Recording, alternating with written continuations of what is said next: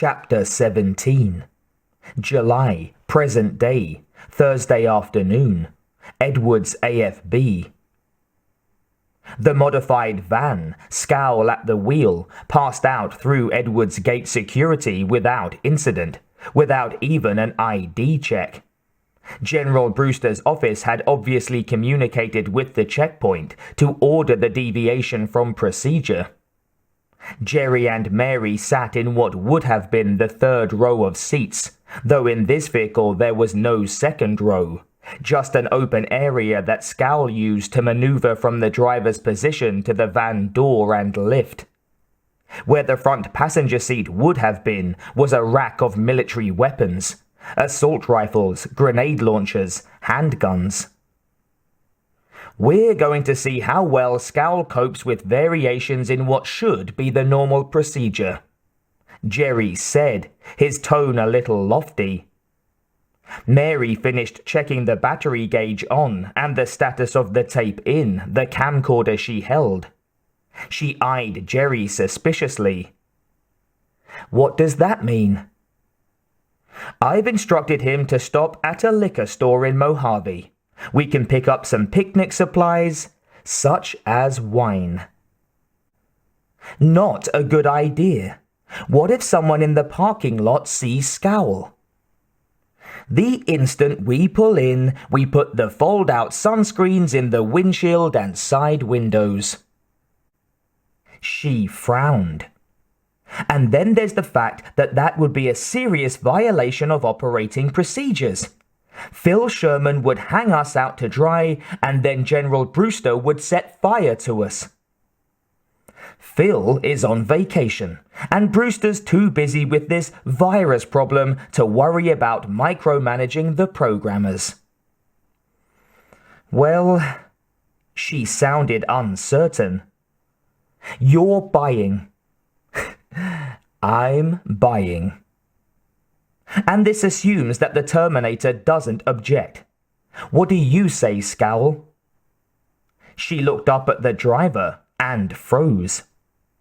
Scowl didn't have its optical sensors on the road. Its upper body was half turned around, its head completely turned to face the two of them. In its hand was a Beretta M9 handgun.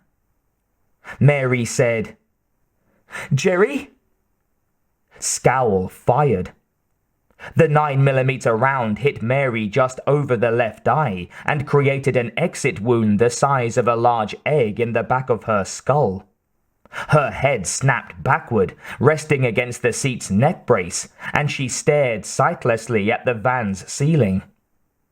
Oh my God! Oh my God! Jerry didn't stop to wonder about the enormity of the malfunction that had just caused Mary's death. Now he was frozen into inaction by fear. He leaped for the side door, aware that a tumble from a vehicle doing 60 miles per hour was almost as likely to kill him as a Terminator that had just decided he was a target. Scowl's second bullet punched through his ribcage before he got his hand on the door handle, and the third severed his spine a split second later. Jerry slammed into the door.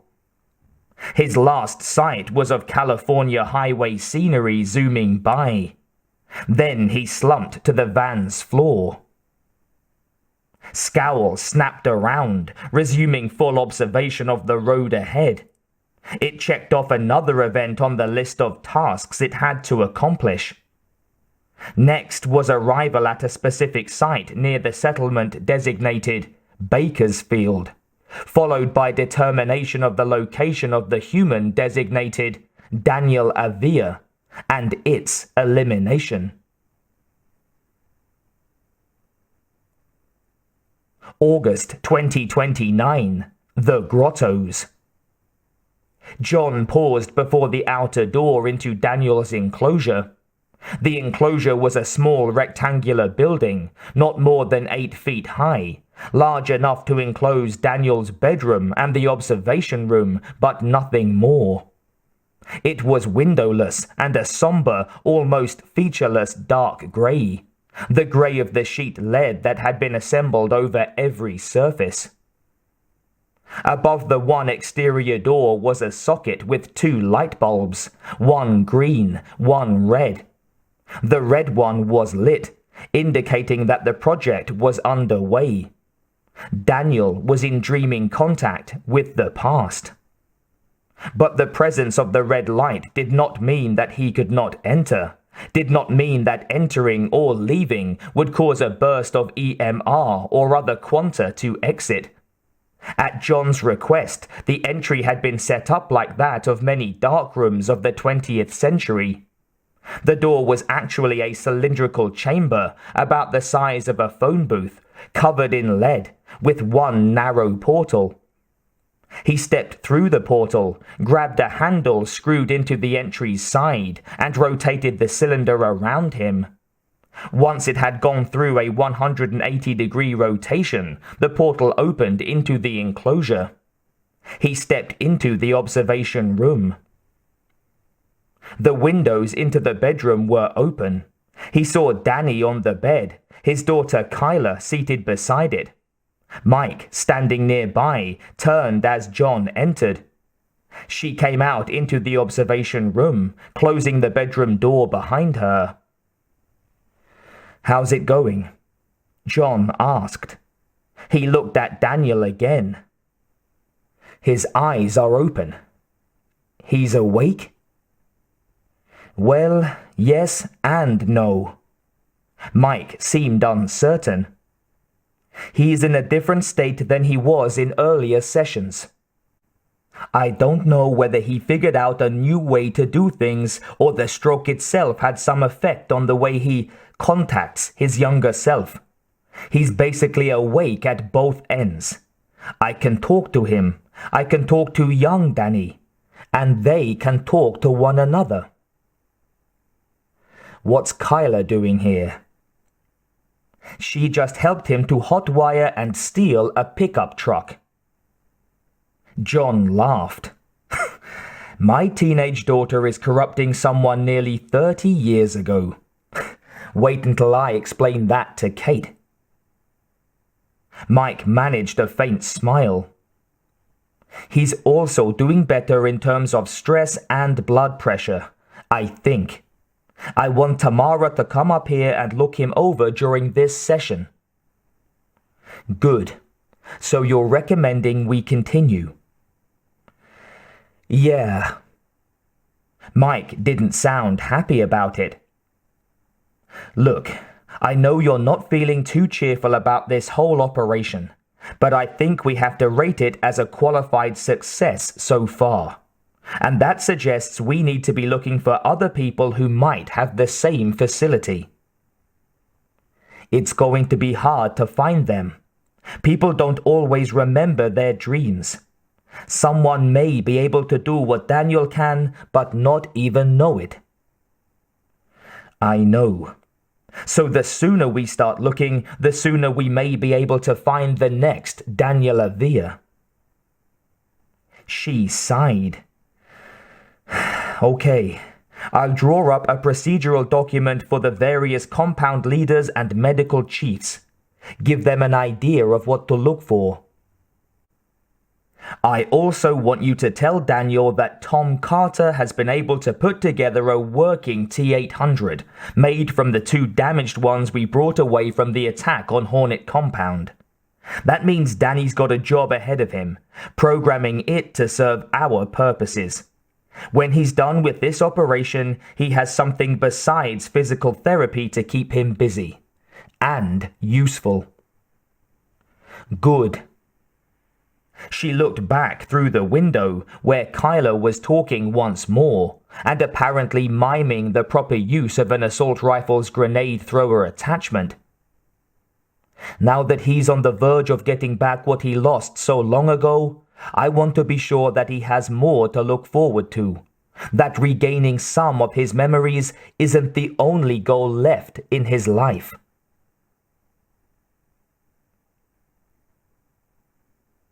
July, present day, Thursday afternoon, Avila property. The burgundy van carefully navigated the rutted gravel road from the highway to the front of the Avila house. Behind the wheel, Scowl cycled through all its visual sensors as it scanned the property around the vehicle, looking for moving shapes and heat signatures.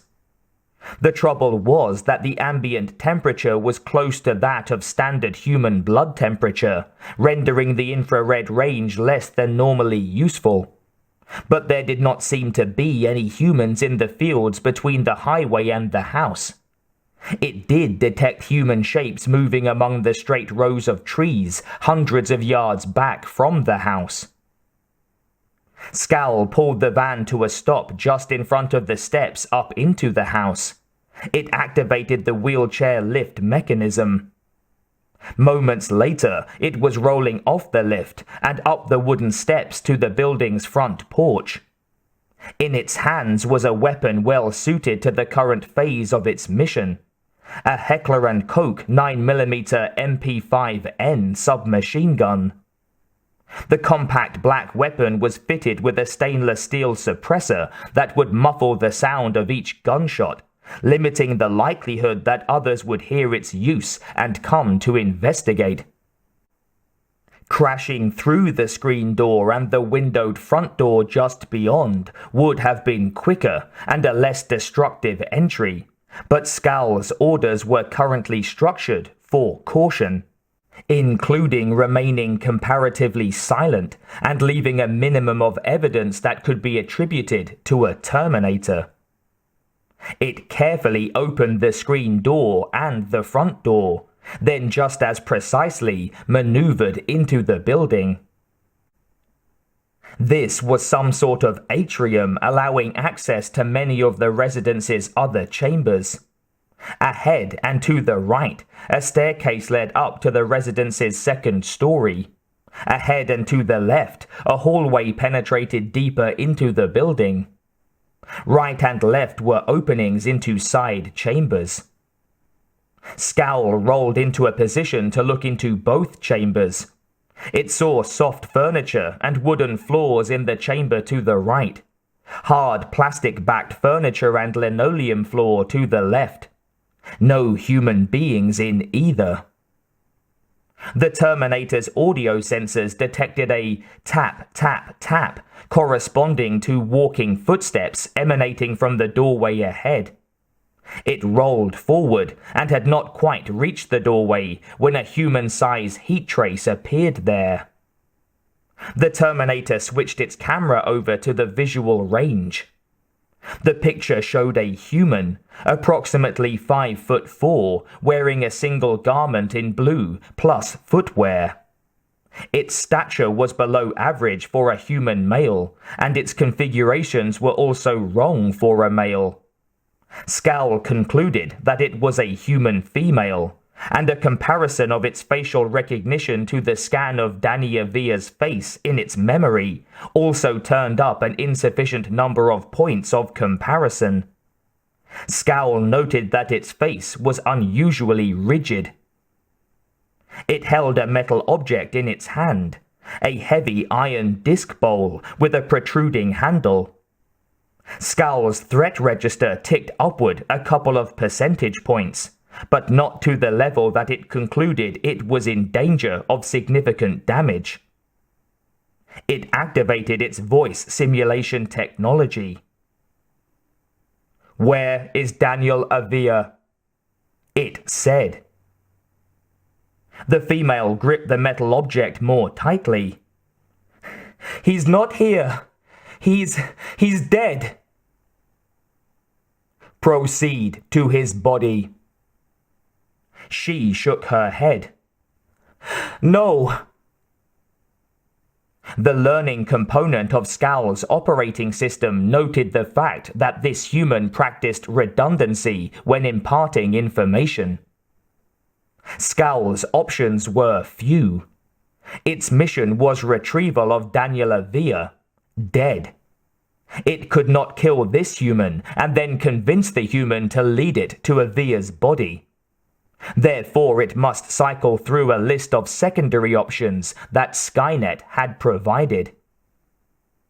It said, "I am an automated investigative unit of the United States Air Force.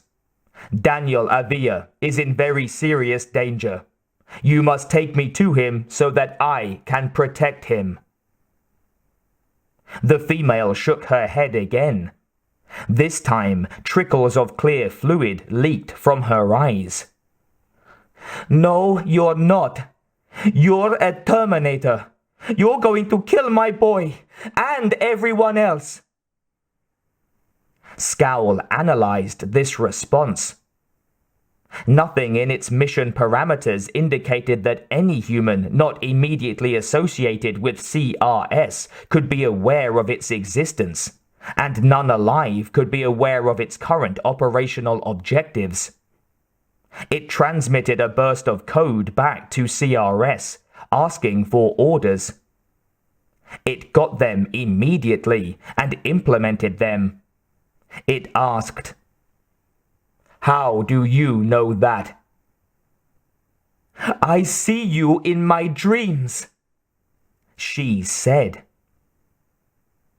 It took Scowl an additional second to evaluate the information it had gathered. The human female had referred to Daniel Avila as "my boy."